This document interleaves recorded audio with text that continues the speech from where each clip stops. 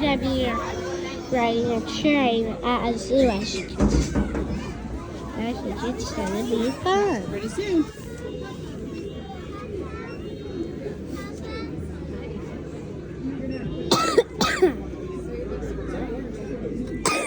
Cover your mouth, honey.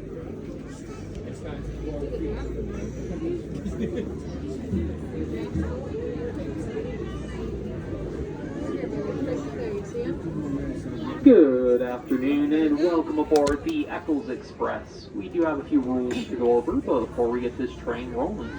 First of all, food and drink are not allowed on the train. If it's in a container that can be closed, please just close it and put it away. If it cannot be fully closed, set it on the station platform to the left. We will be coming back here and you can pick it up once the ride is over. For your safety, riders of all ages must be seated for the entire train ride. This even includes small children in laps. And finally, please keep all arms, legs, hands, feet, and all other body parts inside the train at all times.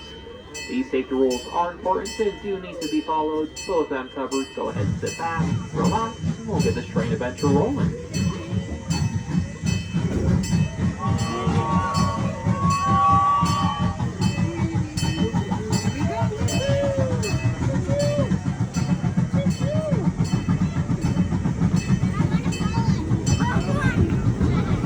The first half of our train adventure will take us around the largest enclosure of the zoo, the African Savannah. It is a multi-species exhibit home to our zebras, warthogs, ostrich, and of course, our giraffes. Mixed species exhibits like this are great because it gives you a chance to see how all the different animals interact.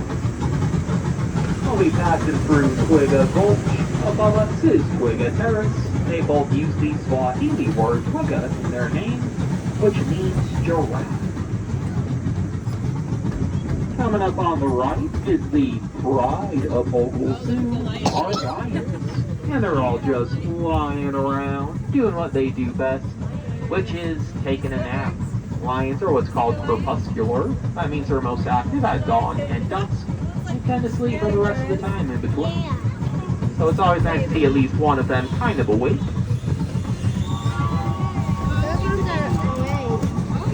Also coming up on the right is Meerkat Manor. We have 3 meerkats. Their names are Star, Stumpy, and Finch. Meerkats are part of the mongoose family and are highly resistant to quite a few venoms found in their natural habitats, which is good for them because in the wild, meerkats will even snap on scorpions. Look, I can get a giraffe through it. Looking back to the savannah, we can see a few of the Hartmann zebras. They're also commonly known as mountain zebras, as this type is usually found in the higher elevations of Africa. And do you know why zebras have stripes? It's because they don't want to be spotted. Scientists believe that one of the reasons zebras develop stripes is so that when they stand together in a group, which is called a dazzle, their stripes make them all blend together, making it harder for a predator to pick one out as it hunts. As we leave the savannah, we'll get a behind-the-scenes look at the Hoofstomp Barn. This is where our zebras, ostrich, and giraffes go to rest, relax, escape the weather, and get their medical checkups.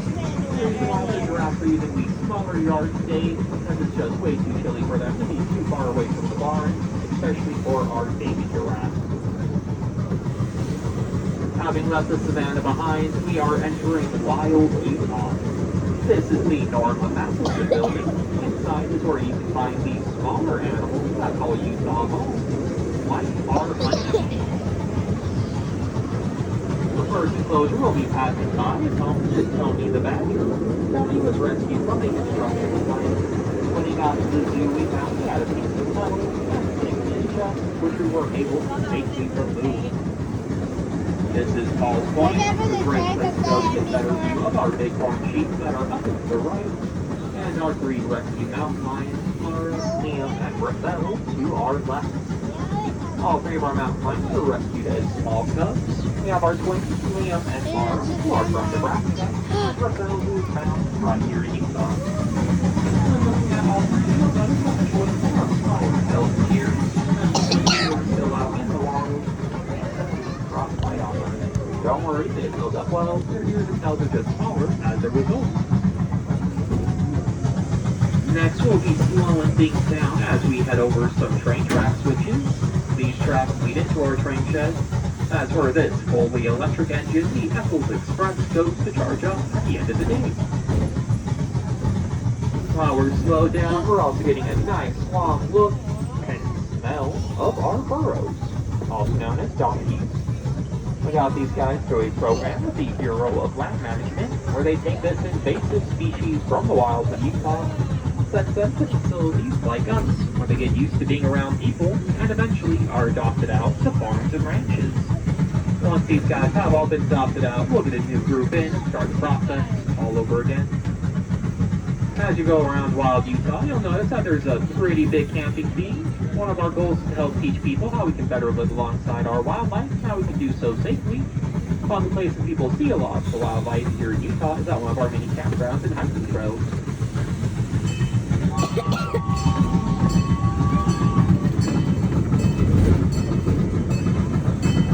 We were on that bridge earlier, Grandma.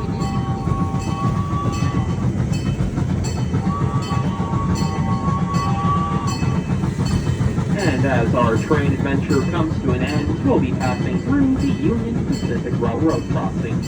And our friends at the Big Trains would like to remind everyone to be safe around all train crossings. Always stop, look, and listen before you cross. Never rush to meet the train. And if you're at the zoo, make sure you stay behind those crossing gates until they have fully closed.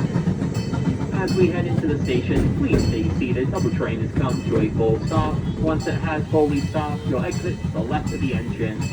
Thank you for riding the train today. I hope you've enjoyed it. My name is Tristan, but if you didn't, it would be Richard.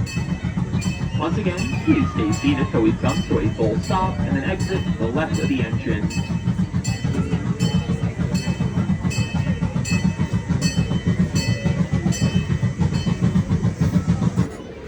Thank you for riding. Exit to the left of the engine and have a wonderful rest of your day.